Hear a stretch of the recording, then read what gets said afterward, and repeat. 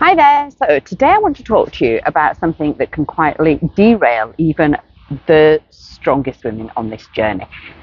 That feeling standing still whilst everyone else moves forward.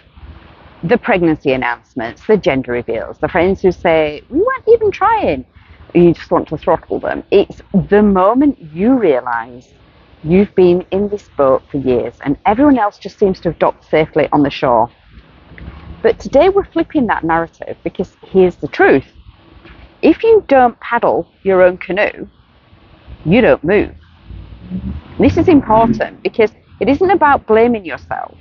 It's about reclaiming your power. It's about picking up the oars again, even if your arms are tired, and reminding yourself that this journey is not anyone else's journey, it's yours. So have you ever felt like you've been drifting or were stuck while others just race ahead? And then you feel frustrated and you feel hurt and all of those emotions spiral, and that does nothing for your fertility. In fact, what that does is create more stress, and that hinders your fertility. So you're not even at that point stuck and not rowing anywhere, you're actually floating backwards.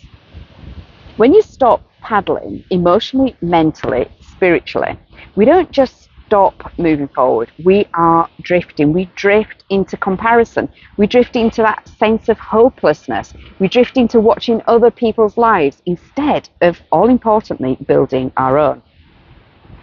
And the river doesn't stop flowing just because you're tired. If you're not steering your own journey, you're at the mercy of the current. And usually that current is made of social media, unsolicited advice abound, but also internalized fear.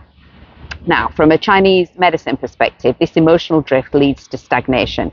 Liver qi gets stuck, the heart feels disconnected, your kidneys are depleted. From a neuroscience perspective, your brain starts firing the same thoughts and emotions on a loop. And the more you rehearse powerlessness, the more that becomes your default setting. And much as you don't want to rehearse that as being kind of your default setting, it becomes natural. So what we need to do is obviously break that loop. So what I actually mean when I'm talking about your canoe either drifting or you paddling it, just think this, okay? Imagine that you're sitting in a canoe. The water's really calm, but you're not moving. You're exhausted from paddling upstream for so long. So you've let the oars drift and they're sitting in your lap. And you look left and someone's gliding ahead, pregnant, glowing, posting scan photos, rubbing your nose in it essentially. You look to your right and someone else just cruised past with a newborn. For a moment you freeze and think, what's the point? Why is it working for everyone else but for me? Now, here's what you're forgetting. They're not in your boat. They're not on your river. Your canoe doesn't move unless you pick up the oars. That river belongs to everyone. It's for you to move your canoe. So that doesn't mean going faster. It doesn't mean working harder.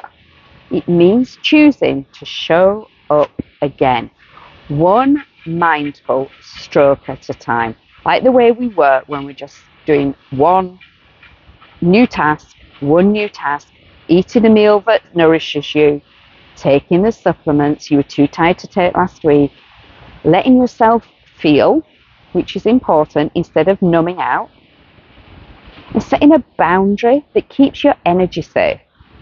So each one of those is your canoe's paddle stroke. And slowly and gently, you begin to move. So keeping almost to your own lane is important. And that's all well and good, but then you've got the hardest part of this, I guess, that's layered onto it. You know, what to do when someone else's canoe just zooms by. Because then instead of sinking into self-doubt, ask yourself, importantly, am I comparing their river to mine? Their strokes to mine? Have I forgotten to turn around and look at how far I've already come? And this applies if you've just joined the program, even. Because you've taken the decision to take control. This could be your first day and you've taken the decision to take control. You can still turn around and look at how far you've already come. What would happen if you look down at your own oars instead of up at their destination? Because your pace is not their pace, your route is not their route. Your direction is up to you. So you can choose progress over perfection every day.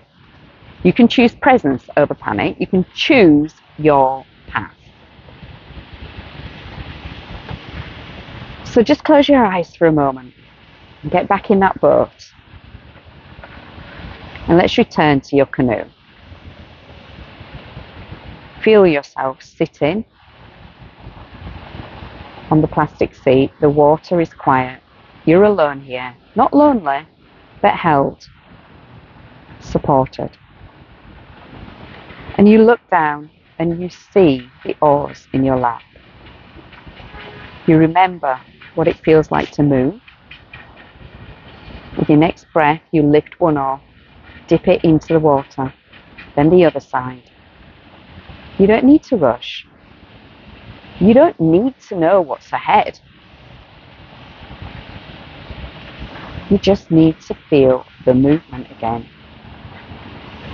Each stroke that you take is a choice. Each stroke is you reclaiming. Each stroke is a rhythm that you're using to your end. You're not behind. You are on your way. So take one final breath in. Exhale out of your mouth and gently open your eyes. So today I want you to write down one thing that helps you feel emotionally back in your canoe. Back paddling again. Choose one paddle to commit to daily this week. Something that grounds you, that nourishes you, brings you or moves you forward. However small, doesn't matter. When you find naturally that your comparison is creeping in, just gently ask yourself, am I looking at their river, their canoe, instead of paddling mine? And remember, you don't need to paddle fast. You don't need to catch up. Because generally, this is their journey, you know. You don't have to catch them. You just need to pick up your oars again and again. And trust that the current is meant for you, because no one else can move your canoe. That's where your power lies.